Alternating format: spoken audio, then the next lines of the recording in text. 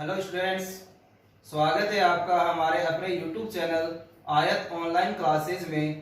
पिछले वीडियो के अंदर हमने प्रश्नावली 17.2 और 17.3 के बारे में पढ़ा था। आज के इस वीडियो में हम स्टार्ट करने जा रहे हैं प्रश्नावली 17.4। इस प्रश्नावली के अंदर हम पढ़ेंगे कि कल्पित माध्य विधि की सहायता से समांतर माध्य का मान कैसे ज्ञात किया जाता है। तो समान कल्पित माध्य का जो सूत्र होता है हमारे पास, समांतर माध्य x बार बराबर a प्लस में सिग्मा एफ बी अपॉन में सिग्मा एफ। यहां पर हमारे पास a होता है कल्पित मान। कल्पित का मतलब होता है कल्पना करना, खुद की तरफ से एज्यूम करना। और हमारे पास जो b का मान है वो हम निकालते हैं x माइनस a से। तो इस प्रश्नावली के अंदर हमारे पास जो कल्पित माध्य की सहायता से जो हम समांतर माध्य का मान निकालते हैं, तो इसमें हमारे पास दो प्रकार के क्वेश्चन आते हैं। एक आता है असतत बारंबारता वाले और दूसरा टाइप हमारे पास है वर्ग अंतराल वाले।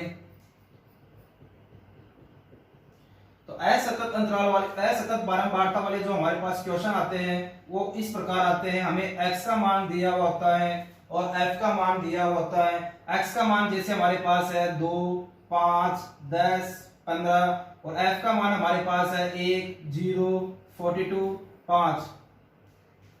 दूसरा हमारे पास टाइप है वर्ग अंतराल वाले। इसमें हमारे पास क्वेश्चन आता है x की वैल्यू ना देकर हमें वर्ग अंतराल दिया हुआ होता है,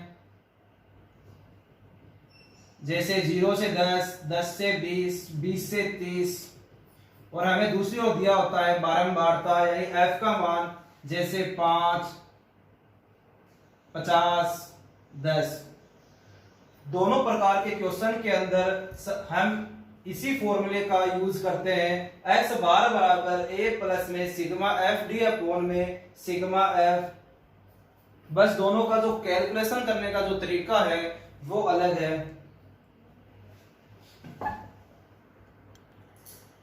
17.4 का हमारा आज का क्वेश्चन नंबर फर्स्ट है। हमें x का मान दिया हुआ है 800, 820, 860, 900, 920, 980, 1000 और f का मान हमें दिया हुआ है 7, 14, 19, 25, 20, 10, 5। इस क्वेश्चन के अंदर हमें कल्पित माध्य की सहायता से समांतर माध्य का मान ज्ञात करना है। तो सबसे पहले हमें क्या करना होगा, यदि हमें जब भी कुछ भी पूछे, जैसे माध्य पूछे या बहुलक पूछे, तो हमें सबसे पहले साइड में इसका सूत्र जो है वो लिख लेना है। तो हमें पूछा गया है समांतर माध्य, तो इसका जो सूत्र होता है x बार बराबर a प्लस में सिग्मा एफ डी अपॉन में सिग्मा एफ।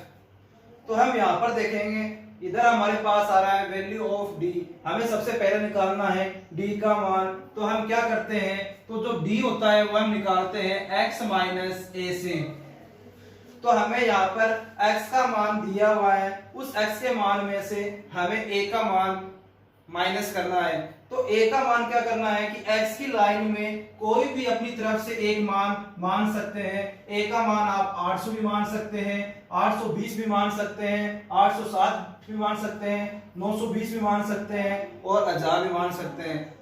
बस कैलकुलेशन जो आपकी है वो डिफरेंट होगी, लेकिन जो आपका आंसर है वो सेम आएगा। तो आपके लिए जो बेस्ट होता है a की वैल्यू मानने के लिए, वो आप बीच वाली जो वैल्यू होती है वो आपके लिए बेस्ट है, ताकि आपका जो आंसर है वो आसान हो सके। तो हम यहाँ पर a का मान 900 मान रहे हैं, तो लिख देते हैं माना a बराबर 900। तो हमें क्या करना है, सबसे पहले हमें d का मान निकालना होगा, फिर हमें d को f से गुणा करना होगा, फिर उसका हमें करना है योग। इस सिग्मा का मतलब होता है योग करना। तो हम सबसे पहले मान निकालते हैं d का। तो d का सूत्र होता है हमारे पास x माइनस a। तो 800 में से सबसे पहले हमें माइनस करना है 900।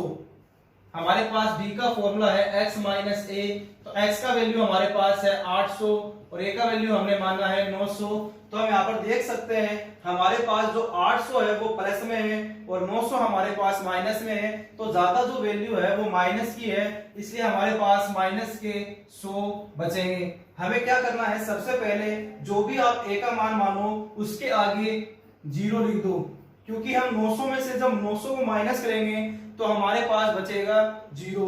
तो 0 से ऊपर वाली जितनी भी वैल्यूज है वो आपके पास सारी माइनस में आएगी और 0 से नीचे वाली वैल्यू आपके पास प्लस में आती है। अब हमें करना है 820 में से 900 को माइनस, तो हमारे पास आएगा माइनस के 80। 860 में से 900 माइनस करते हैं तो हमारे पास बचता है माइनस के 40। 920 अब हमारे पास अब की बार x की वैल्यू है 920 और a की वैल्यू हमने मानी थी 900। तो हम यहाँ पर देख सकते हैं हमारे पास जो वैल्यू है 920 प्लस की है और 900 माइनस के हैं, तो यहाँ पर हमारे पास प्लस की ज्यादा है और माइनस की कम है, तो हमारे पास बचेंगे प्लस के 20। अब हमें करना है 980 में से 900 को माइनस, तो हमारे पास बचेंगे 80। 1000 में से 900 जाते हैं तो हमारे पास बचता है 100। तो यहाँ पर हम देख सकते हैं 0 से ऊपर वाली जितनी भी वैल्यूज आपके पास आएगी उनका मान माइनस आता है और 0 से नीचे वाली वैल्यूज है उनका मान हमारे पास आता है प्लस में। अब हमारे पास यहाँ पर d का मान आ चुका है। अब हमें d को f से गुणा करके लिखना है, तो हम लिखेंगे f गुणा में d।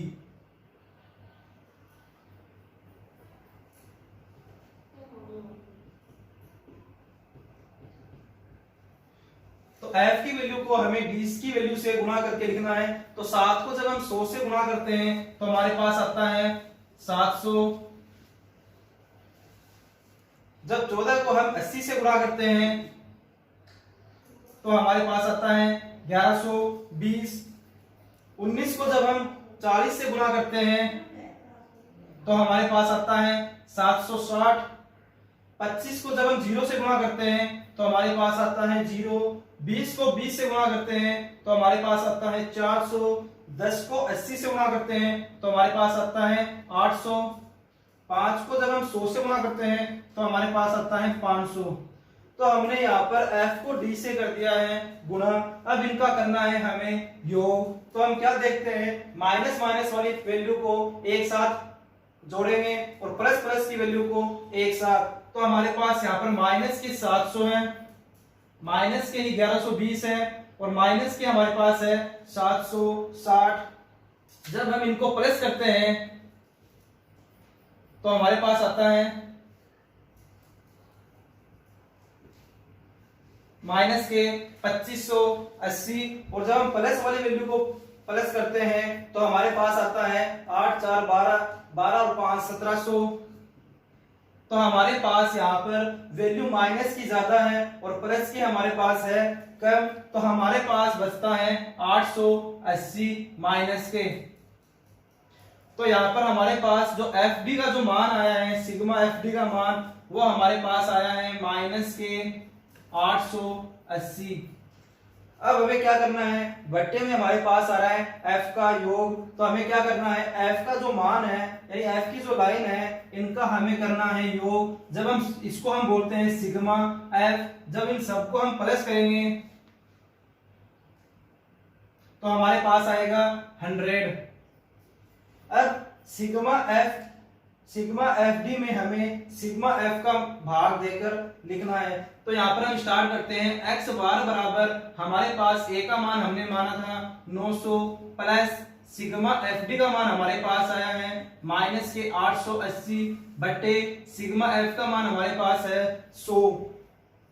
तो हमारे पास यहाँ पर 0 से 0 कैंसिल हो रही है, तो हमारे पास बचता है 900। यहाँ पर वैल्यू हमारे पास है प्लस में और यहाँ पर कोष्टक के अंदर है माइनस, तो प्लस को माइनस से गुणा करते हैं तो हमारे पास आता है माइनस के 88 बटे 10। तो 10 का भाग जब हम 88 में देते हैं तो हमारे पास बचता है 8.8। तो 900 में से जब हम 8.8 घटाते हैं तो हमारे पास बचता है 891.2। यही हमारा फाइनल आंसर है। तो स्टूडेंट्स, आपके पास क्वेश्चन नंबर 2 3 और क्वेश्चन नंबर 4। क्वेश्चन नंबर जो हमने 1 करवाया है उसी प्रकार से आपको क्वेश्चन नंबर 2, 3 और 4 करना है, उनकी प्रैक्टिस करनी है। अगर आपको उन क्वेश्चंस में प्रॉब्लम आती है या फिर आपका आंसर मैच नहीं हो रहा है तो आप मुझे कमेंट करके बता सकते हैं, या फिर डिस्क्रिप्शन बॉक्स में मेरे व्हाट्सएप नंबर दिए हुए हैं, उस नंबर पर आप मुझे मैसेज कर सकते हैं। तो हमारा जो क्वेश्चन नंबर 5 है वो है दूसरे प्रकार के क्वेश्चन जिसके अंदर हमें वर्ग अंतराल दिए हुए हैं और हमें बारंबारता यानी f का मान दिया हुआ है। हमारे पास वर्ग अंतराल है 0 से 10, 10 से 20, 20 से 30, 30 से 40 और 40 से 50, और हमारे पास बारंबारता है 6, 10, 13, 7 और 4। इस क्वेश्चन के अंदर हमें कल्पित माध्य विधि की सहायता से समांतर माध्य का मान ज्ञात करना है। तो आपको स्टूडेंट सबसे पहले जो भी आपका सूत्र है जिसके बारे में पूछ रहा है उसका हमें सबसे पहले सूत्र लिखना है। हमें पूछना है कल्पित माध्य की सहायता से समांतर माध्य, तो हमें लिखना है कल्पित माध्य विधि से समांतर माध्य।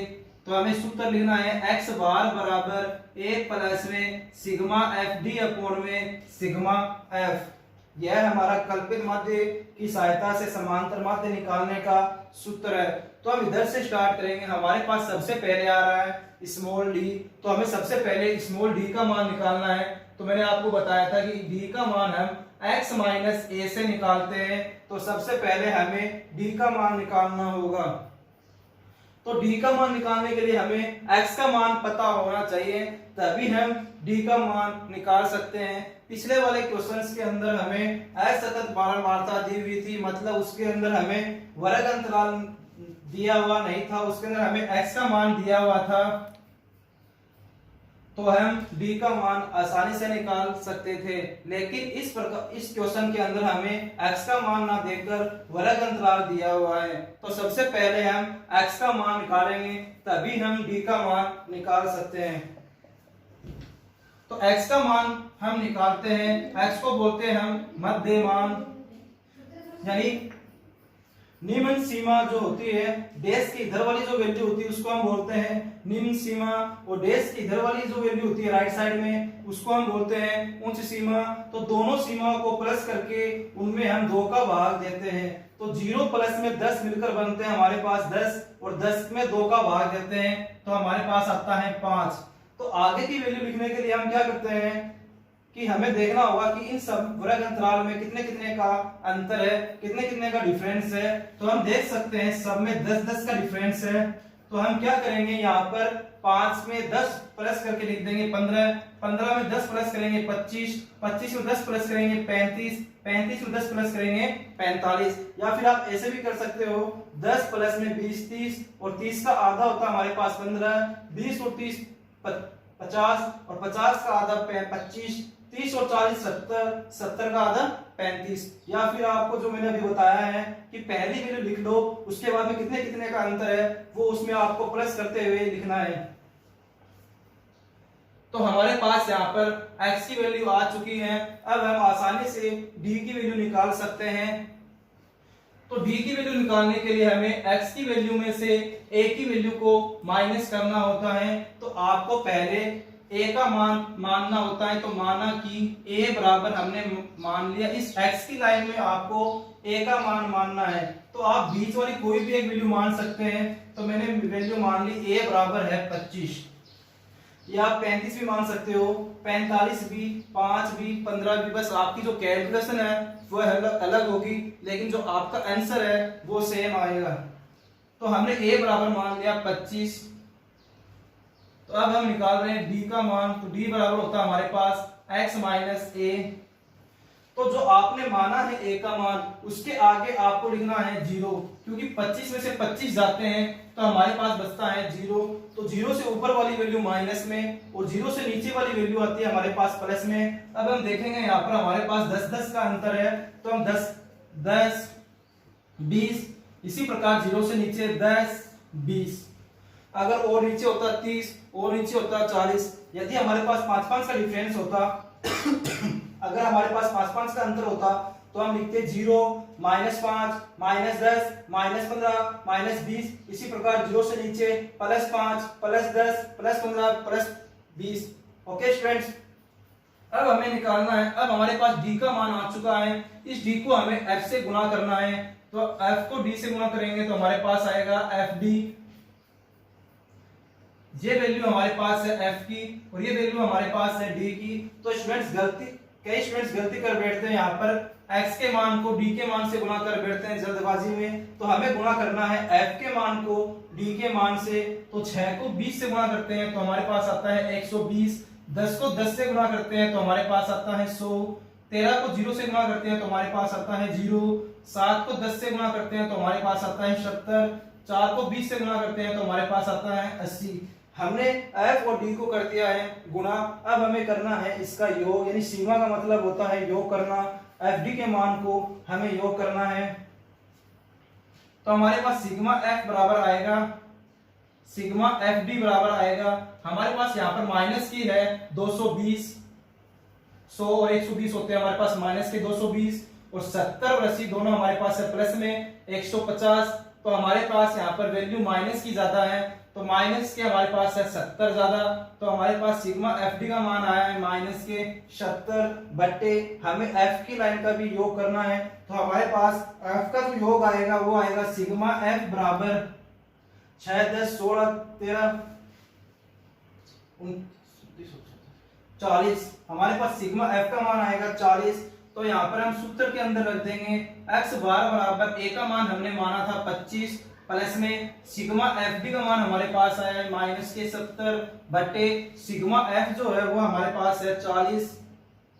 तो हमारे पास यहाँ पर 0 से 0 कैंसिल हो रहा है, तो हमारे पास बचता है 25 प्लस, अब देखो यहाँ पर प्लस है और कोष्टक के अंदर हमारे पास है माइनस, तो प्लस को माइनस से गुणा करते हैं तो हमारे पास बचता है -7 बटे 4।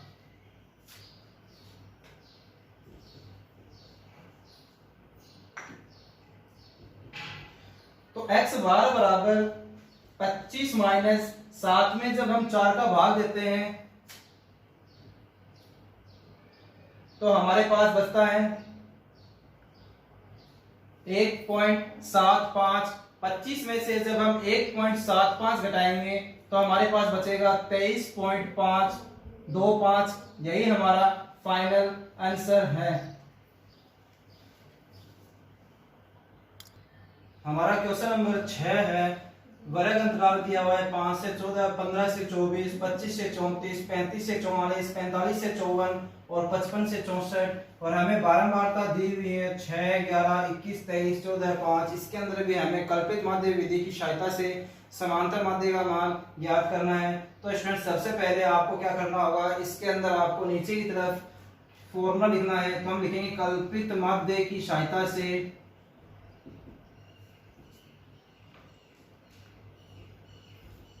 से समांतर माध्य x बार बराबर a प्लस में सिग्मा fd अपोन में सिग्मा f। तो हमें यहाँ पर सबसे पहले जो d दिया हुआ है इस d का मान निकालना है, और d का मान हम निकालते हैं x माइनस a से। तो हमारे पास इस क्वेश्चन के अंदर x का मान नहीं दिया हुआ है, तो सबसे पहले हम निकालेंगे x का मान, फिर हम निकालेंगे d का मान। तो x का मान मतलब मध्य मान बोलते हैं, x को हम बोलते हैं मध्य मान। तो 5 और 14 को हम जब प्लस करते हैं तो हमारे पास आता है 19, और 19 में जब हम 2 का भाग देते हैं तो हमारे पास आता है 9.5। अब हम यहाँ पर देख सकते हैं हमारे पास सब में 10-10 का अंतर है, तो हमें क्या करना होगा, जो हमने वैल्यू निकाली है 9.5 इसमें 10-10 प्लस करते हुए लिखना है। तो 10 में 9.5 जोड़े तो हमारे पास आएगी 19.5, इसमें 10 प्लस किए 29.5, इसमें प्लस 10 किए 39.5, इसमें प्लस 10 किए 49.5, इसमें प्लस 10 किए 59.5। ये हमारे पास x का मान आ चुका है। अब हमें यहाँ पर a का मान अपनी तरह इन x के मान में से कोई भी एक मान आप a का मान मान सकते हैं। तो हम यहाँ पर a का जो मान है वह हम मान लेते हैं 29.5। तो यहाँ पर हम लिख देंगे माना कि a बराबर 29.5।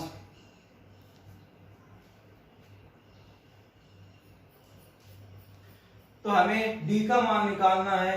तो डी बराबर हम लिखेंगे x माइनस ए बराबर x के मान में से हमें a का मान माइनस करते हुए लिखना है। तो सबसे पहला काम हमारा है, जो हमने a का मान माना है उसके आगे हमें लिखना है 0, क्योंकि 29.5 में से जब हम a का मान 29.5 माइनस करेंगे तो हमारे पास बचता है 0, और ऊपर की तरफ हमारे पास माइनस की वैल्यू और नीचे की तरफ हमारे पास आएगा प्लस की वैल्यू। अब हम क्या देखते हैं कि हमारे पास सब में 10-10 का अंतर है, तो हम यहाँ पर लिखेंगे 0 के ऊपर -10, ऊपर लिखेंगे -20। इसी प्रकार 0 से नीचे वाली वैल्यू आएगी हमारे पास प्लस, तो प्लस के 10, प्लस के 20 और प्लस के 30। अगर आगे की तरफ है तो +40, +50 चलते रहेंगे। अब हमारे पास यहाँ पर d का मान आ चुका है। अब हमें क्या करना है, d के मान को f के मान से करना है गुणा, तो हमारे पास आएगा fd। तो f गुणा में d करना है, तो 6 को 20 से गुणा करेंगे तो हमारे पास आएगा 120, 11 को 10 से गुणा करेंगे तो हमारे पास आएगा 110, 21 को 0 से करेंगे 0, 23 को 10 से करेंगे तो प्लस के 230, 14 को 20 से करेंगे तो प्लस के 280, 5 को 30 से करेंगे तो हमारे पास आएगा 150। अब हमें क्या करना है, FD के जो मान है उनका हमें करना है योग। तो हम क्या करते हैं, जो हमारे पास माइनस के 120 है और माइनस के 110 है, तो इन दोनों को प्लस करते हैं तो हमारे पास आता है माइनस के 230, और प्लस की वैल्यू हमारे पास आ रही है 0, 8 और 3 11, 11 और 5 16, 2 2 4 और 1 5 और 1 असल की 6, तो हमारे पास आता है 660। हमें 660 में से 230 को करना है माइनस, तो हमारे पास बचता है 430। हमारे पास वैल्यू प्लस की ज्यादा है तो हमारे पास प्लस के 430 बचेंगे। सिग्मा FD बराबर आएगा 430। अब हमें करना है f की लाइन वाले संख्याओं का योग। तो हम जब f की लाइन का योग करेंगे तो हमारे पास सिग्मा f बराबर आएगा 80। तो सिग्मा f का मान हमारे पास आया है 80। अब हम सिग्मा FD और सिग्मा f और a के मान को इस सूत्र के अंदर रख देंगे। तो x बार बराबर a का मान हमारे पास है 29.5, प्लस में सिग्मा FD हमारे पास है 430 बटे सिग्मा f का मान हमारे पास है 80। तो स्टूडेंट्स इसको कोष्टक में लेने की आवश्यकता नहीं है, क्योंकि हमारे पास सिग्मा FD का जो मान आया है आपकी बार प्लस में आया है। अगर माइनस में आता है तो आप इसको कोष्टक में लिख देना। तो x बार बराबर 29.5 प्लस यहाँ पर हमारे पास 0 से 0 रही है कैंसिल, तो हमारे पास बचता है 43 बटे 8। जब हम 43 में 8 का भाग देते हैं तो हमारे पास आएगा 5.37। तो 29.5 में जब हम 5.37 को प्लस करेंगे तो हमारे पास आता है 34.87। यही हमारा फाइनल आंसर है। तो स्टूडेंट्स आगे का जो आपका क्वेश्चन नंबर 7 है, इस प्रश्नावली का लास्ट क्वेश्चन, वो आपको इसी प्रकार से करना है। आपको उसकी प्रैक्टिस करनी है। अगर आपको उसके आंसर नहीं आते हैं तो आप मुझे कमेंट करके बता सकते हैं। तो अगर आपको यह नोट करना है तो आप नोट कर सकते हैं, या फिर अपने मोबाइल के अंदर स्क्रीनशॉट ले सकते हैं। तो स्टूडेंट्स आगे हम पढ़ते हैं प्रश्नावली 17.6 के बारे में। इसके अंदर हम पढ़ेंगे माध्यक के बारे में, या माध्यक को हम बोलते हैं माध्यिका या माध्यक। इसको हम लिखते हैं कैपिटल M से, क्योंकि इंग्लिश में इसको हम बोलते हैं माध्यक को मीडियम। तो मीडियम का जो हमारा फर्स्ट वर्ड है वो है कैपिटल M। तो माध्यक को जो हम लिखेंगे कैपिटल M से लिखेंगे। तो इस टॉपिक के अंदर यानी माध्यक के अंदर भी हम 3 प्रकार के क्वेश्चंस पढ़ेंगे। यदि आपके पास आंकड़े दिए हुए, जैसे हमने समांतर माध्य के अंदर पढ़ा था कि आंकड़े दिए हुए होते थे और हमें उसके अंदर समांतर माध्य ज्ञात करना होता था। दूसरे प्रकार के क्वेश्चंस पढ़े थे हमने असतत बारंबारता वाले, और तीसरे प्रकार के क्वेश्चन पढ़े थे हमने वर्ग अंतराल वाले। इसी प्रकार हम वर्ग माध्यक के अंदर भी पढ़ेंगे। यदि आपके पास आंकड़े दिए हुए जैसे 3, 5, 2, यहाँ पर 36 जैसे 24, 15। जैसे आपके पास ये क्वेश्चन है और आपको इसके अंदर निकालना है माध्यक, तो एक तो आपका ये प्रकार हो गया और दूसरा प्रकार आपके पास आता है असतत बारंबारता वाले, जैसे कि आपके पास उसके अंदर x की वैल्यू और आपको f की वैल्यू दी हुई हो।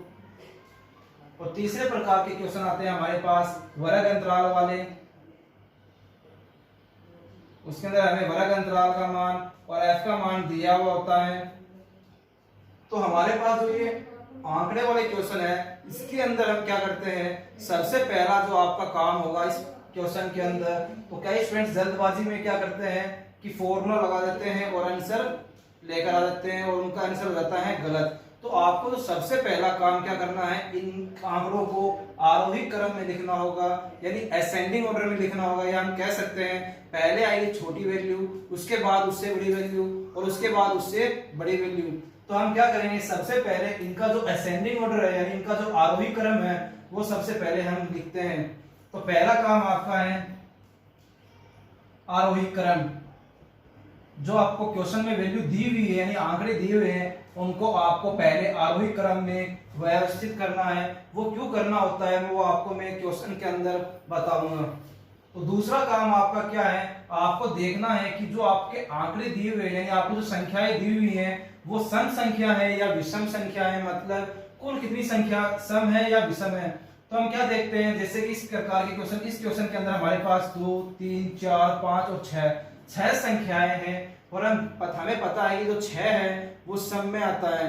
जैसे कि सम संख्या हमारे पास होती है जिसमें 2 का भाग जाता हो, जैसे 2, 4, 6, 8, 10, 12, 10। अगर हमारे पास कुल संख्याएं सम संख्याओं में हो तो हम कौन सा सूत्र लगाते हैं, हमारे पास सूत्र काम में लेंगे हम m बराबर n/2 वा पद प्लस n/2 प्लस में 1 वा पद बट्टे में 2। जब हमारे पास कुल संख्याएं यदि सम में हो तो हम यह सूत्र काम में लेंगे m बराबर n/2 वा पद प्लस n/2 प्लस 1 वा पद बटे 2। तो आपका पहला काम तो सिर्फ यही है कि आपको आरोही क्रम में लिखना है। अगर आपके पास संख्या विषम हो, विषम संख्या मतलब होता है जिसमें 2 का भाग नहीं जाता हो, जैसे 1, 3, 5, 7, 9, 11, तब आपको सूत्र जो काम में लेना है वो सूत्र आपको लिखना है m बराबर n प्लस 1 बटे 2। तो स्टूडेंट्स अगर आपको ये नोट करने हैं सूत्र तो आप नोट कर लो या फिर अपने मोबाइल के अंदर स्क्रीनशॉट ले सकते हैं। तो चलिए स्टार्ट करते हैं। तो स्टूडेंट्स हमारे प्रश्नावली 17.6 का क्वेश्चन नंबर फर्स्ट है, निम्न चर मानों का माध्य ज्ञात करना है। हमें इन जो हमें मान दिए हुए या फिर हम कह सकते हैं जो हमें आंकड़े दिए हुए हैं इन आंकड़ों का हमें माध्य ज्ञात करना है।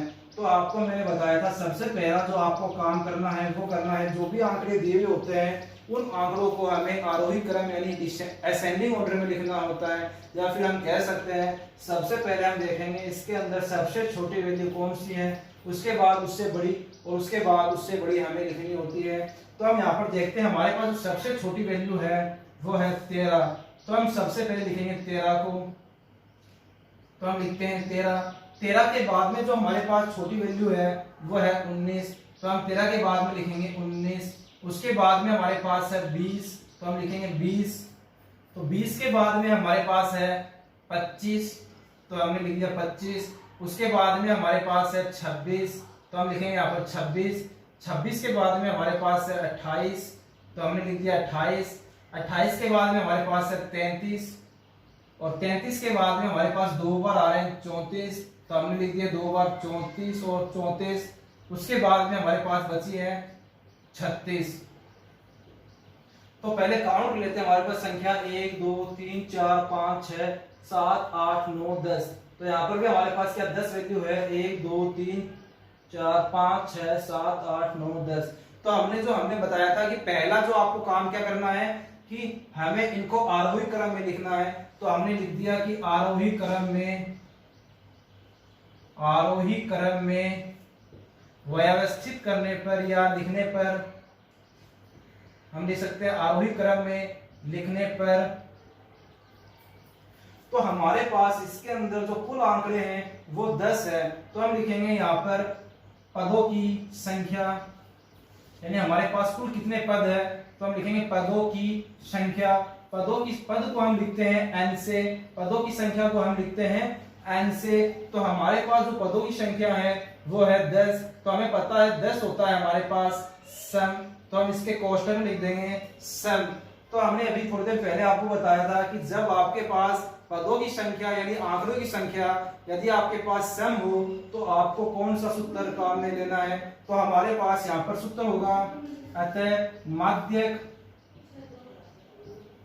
m बराबर, माध्यक को हम m से लिखते हैं, तो हमारे पास सूत्र होगा n/2 वापद plus n/2 वापद, sorry n/2 + 1 वापद बटे में 2। तो हमारे पास यहाँ पर n की वैल्यू है 10, उसमें हमें देना है 2 का भाग प्लस 10/2 + 1 बटे में 2। यहाँ पर हमें लगाना है वापद, यहाँ पर भी हमें वापद। तो 10 में 2 का भाग देते हैं तो हमारे पास आता है 5 वापद प्लस 10 में 2 का भाग दिया 5 और 5 में हमने 1 जोड़ा तो हमारे पास आता है 6 वापद और बटे में 2। तो स्टूडेंट्स मैंने आपको पहले बताया था कि आरोही क्रम में हम क्यों लिखते हैं, क्योंकि हमारे पास यहाँ पर आ रहा है 5वां पद और यहाँ पर आ रहा है हमारे पास 6वां पद। क्योंकि जब हम आरोही क्रम में लिखेंगे तभी हमें पता चलेगा कि हमारे पास 5वां पद कौन सा है और 6ठा पद तो कौन सा है, तभी हमारा फाइनल यानी हमारा सही आंसर आएगा। अगर आप इसको आरोही क्रम में नहीं लिखते हो तो आप क्या करते हो, आप 5वां पद आप लेते हो 20 और 6ठा पद आप लेते हो 26, तो आपका जो आंसर है वो गलत आ जाता है। इसलिए आपको सबसे पहले आरोही क्रम में लिखना है। तो हम यहाँ पर देख सकते हैं हमारे पास जो 5वां पद है वो है 26, तो हम यहाँ पर 5वें पद की जगह लिखेंगे 26 प्लस हमारे पास जो 6ठा पद है वो है 28। 5वां पद हमारे पास है 26 और 6ठा पद हमारे पास है 28, तो यहाँ पर लिखेंगे हम 28 बटे में 2। तो 26 प्लस में 28 मिलकर हमारे पास बनते हैं 54 बटे में 2। तो जब हम 2 का भाग 54 में देते हैं तो हमारे पास m बराबर आ जाता है 27। यही हमारा फाइनल आंसर है। तो स्टूडेंट्स अगर वीडियो अच्छा लगे तो लाइक कीजिए, शेयर कीजिए और सब्सक्राइब कीजिए, साथ ही बेल आइकन को प्रेस कीजिए। अगला हमारा क्वेश्चन नंबर 2 है 19, 25, 59, 48, 35, 31, 30, 32, 51 का हमें निकालना है माध्यक। और आगे हमें क्वेश्चन में दे रखा है यदि 25 को यानी हमारे पास जो ये 25 है इसको हम 52 से बदल दिया जाए, यानी हम 25 की जगह यदि 52 लिख दें तो हमारे पास जो नया माध्यक आएगा वो क्या होगा।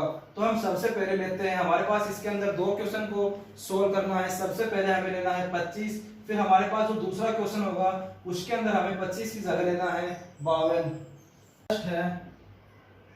तो सबसे पहले आपका क्या काम करना है, इसके अंदर जो आपको आंकड़े दिए हुए हैं यानी संख्याएं दी हुई हैं उन संख्याओं को हमें आरोही क्रम में लिखना है। तो हम क्या लिखेंगे, दिए गए मानों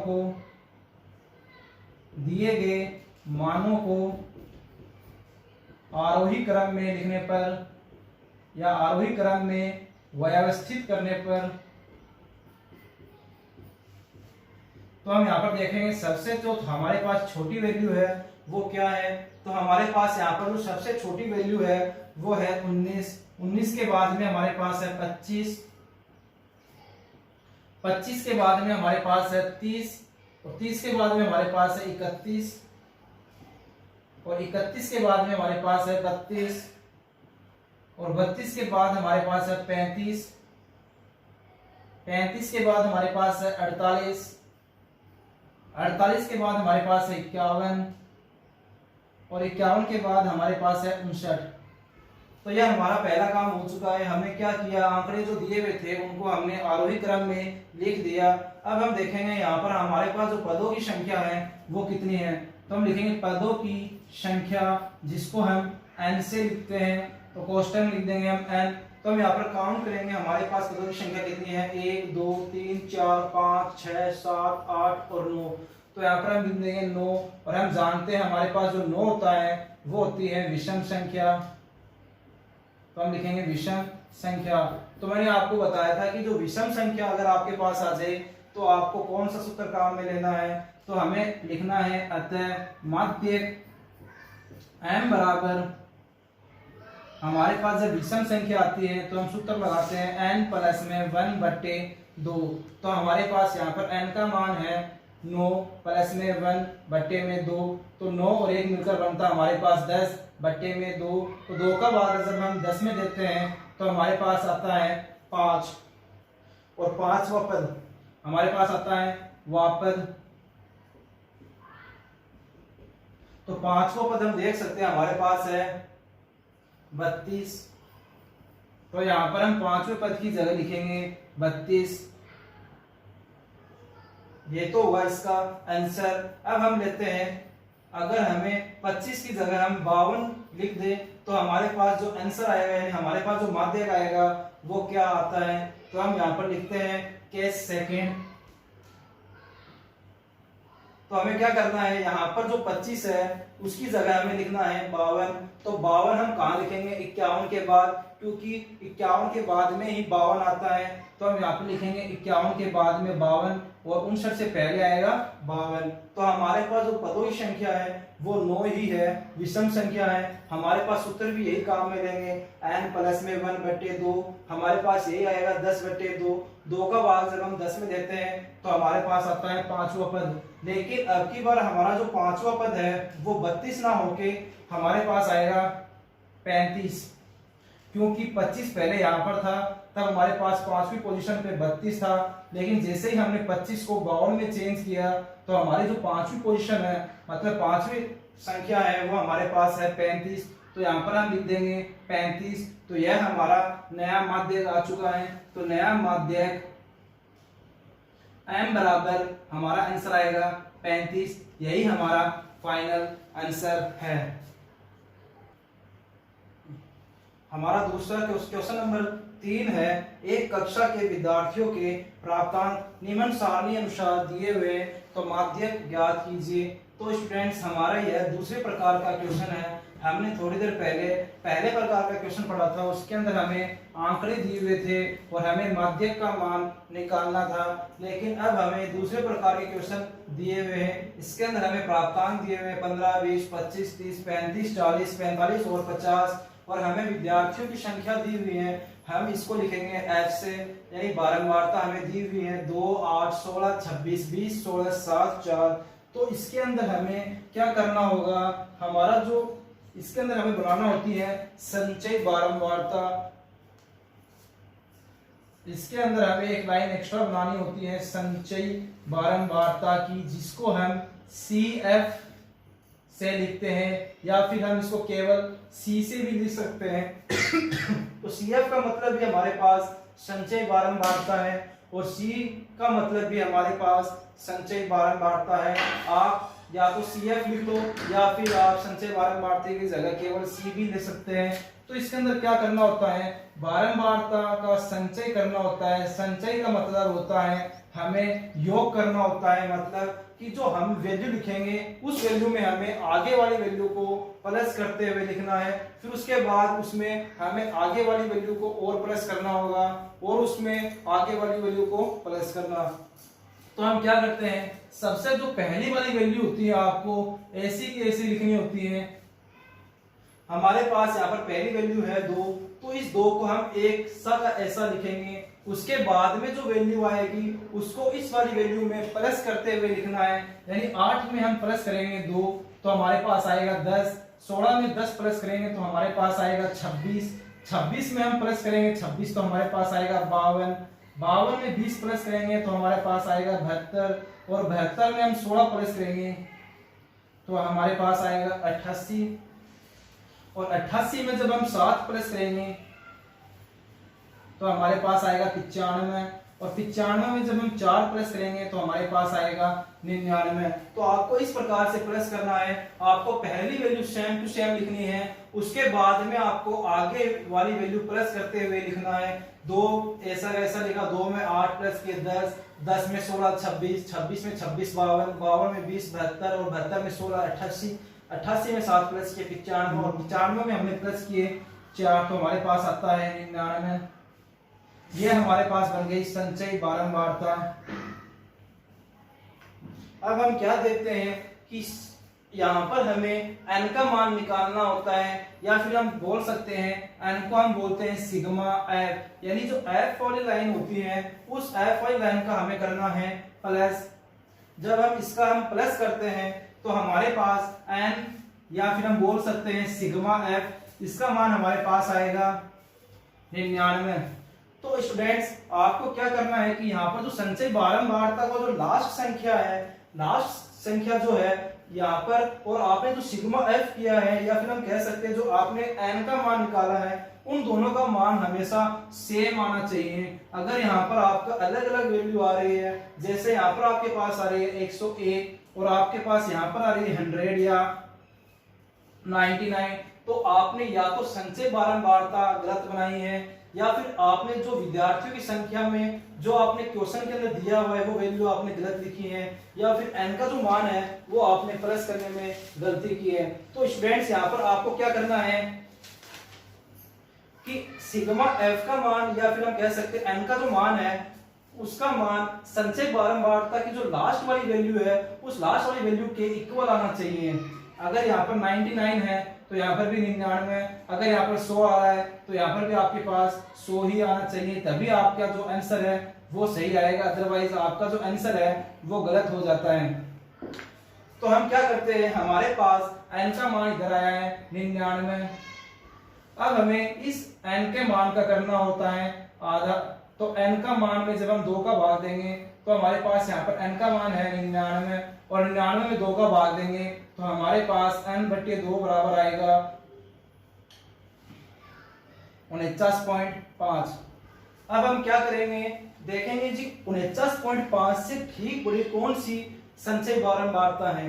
मतलब ये हमारे पास जो मान आया है 49.5, इस लाइन के अंदर देखेंगे कि 49.5 से ठीक बड़ी कौन सी संचयी बारंबारता है। तो हमें यहाँ पे पता है कि 49.5 से जो बड़ा है वो वैल्यू हमारे पास है 52, और 26 हमारे पास है छोटी वैल्यू। हमें क्या करना है, 49.5 से बड़ी वाली संख्या लेनी है।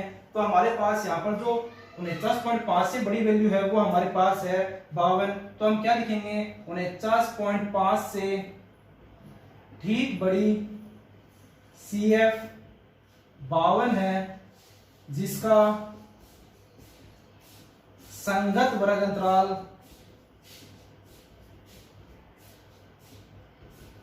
मतलब हमारे पास जो बड़ी संख्या है 52, उसके सामने चलेंगे। सॉरी, यहाँ पर वर्ग अंतराल वाली क्वेश्चन नहीं है, जिसका संगत चर, तो इसके सामने जो वैल्यू है वो हमारे पास है 30। तो हमें x की जो वैल्यू दी हुई होती है उस x की वैल्यू में देखना होता है।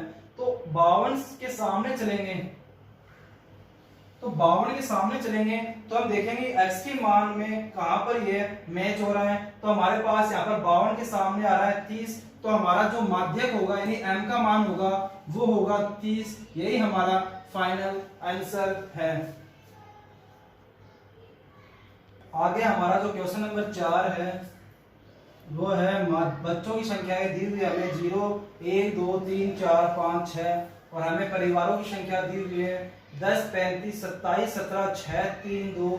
इसके अंदर हमें माध्यक ज्ञात करना है। तो परिवारों की संख्या की जगह हम लिख देंगे बारंबारता, जिसको हम f से लिखते हैं। तो मैंने आपको पहले बताया था कि इसके अंदर हमें माध्यक ज्ञात करने से पहले संचयी बारंबारता बनानी होती है, जिसको हम CF या C से लिखते हैं। तो यहाँ पर हम संचयी बारंबारता बनाते हैं। तो पहली जो आपके पास f की लाइन में जो आपके पास पहली वैल्यू होती है वो ऐसी जैसी लिखी जाती है। तो हमारे पास यहाँ पर है 10। अब हम 10 के अंदर इसके आगे वाले वैल्यू को प्लस करना है। तो 10 और 35 मिलकर बनते हैं हमारे पास 45। 45 में जब हम 27 को प्लस करते हैं तो हमारे पास आता है 72, 72 में जब हम 17 को प्लस करते हैं तो 7 और 2 9, 7 और 1 8, 89, 89 में हम जब 6 प्लस करते हैं तो हमारे पास आता है 95, 95 में 3 प्लस करते हैं तो हमारे पास आता है 98, 98 में 2 प्लस करते हैं तो हमारे पास आता है 100। अब हमें करना है, हमें n का मान निकालना है, या फिर हम कह सकते हैं n बराबर सिग्मा f, यानी हमें f की लाइन का करना है योग। तो हम यहाँ पर देख सकते हैं हमारे पास जो सिग्मा f का मान 100 है, वही हमारे पास संचय बारंबारता का जो लास्ट संख्या है वो 100 है। आपको क्या करना होगा, इसमें प्लस करना ही होगा ताकि आपको पता चले कि आपने जो संचय बारंबारता का जो प्लस किया है वो सही किया या गलत किया है। आपको डायरेक्ट नहीं लिखना है, अगर यहाँ पर 100 आ गया तो आप यहाँ पर भी 100 लिख देंगे। अगर आप यहाँ पर प्लस करके लिखते हैं तो आपको पता चल जाता है कि आपने जो संचय बारंबारता बनाई है वो सही बनाई है या गलत बनाई है, क्योंकि एग्जाम में जो क्वेश्चन आता है वो 6 नंबर का पूछा जाता है। अगर आपने यहाँ पर इसको मैच कर दिया और आपने ही संचय बारंबारता गलत बना दी तो आपका जो आंसर है वो पूरा रॉन्ग हो जाता है और आपको नंबर 0 मिलते हैं इस क्वेश्चन के अंदर। इसलिए आपको क्या करना है, यहाँ पर प्लस करके लिखना है ताकि हमें पता चले कि जो हमारे पास सिग्मा f का मान और जो संचय बारंबारता की जो लास्ट संख्या है वो मैच हो रही है या नहीं हो रही है। अब हमें क्या करना है, n का मान हमारे पास आया है 100, हमें n में 2 का भाग देना है, यानी 100 में हमें भाग देना है 2 का, तो हमारे पास आएगा 50। तो हम क्या देखते हैं, 50 से जो ठीक बड़ी संचय बारंबारता है हमारे पास वो है 72, और 72 के सामने जो संगत चर का मान वो है हमारे पास 2, तो हमारे पास जो माध्यक आएगा वो आएगा 2। तो हम क्या लिखेंगे, 50 से ठीक बड़ी CF 72 है जिसके संगत चर 2 है, अतः माध्यक m बराबर 2, यही हमारा फाइनल आंसर है। तो स्टूडेंट्स आज के वीडियो के लिए बस इतना ही। अगर आपको इन प्रश्नावली के अंदर अगर कहीं पर भी दिक्कत है तो आप मुझे कमेंट बॉक्स में जाकर कमेंट कर सकते हैं, या डिस्क्रिप्शन बॉक्स में मेरे व्हाट्सएप नंबर दिए हुए हैं, आप उस नंबर पे मुझे मैसेज कर सकते हैं। और अगर वीडियो अच्छा लगे तो लाइक कीजिए, अपने दोस्तों के साथ शेयर कीजिए, सब्सक्राइब कीजिए, साथ ही बेल आइकन को प्रेस कीजिए ताकि हमारे आगे आने वाले जितने भी वीडियोज हैं उनके नोटिफिकेशन आपको आसानी से मिल सके।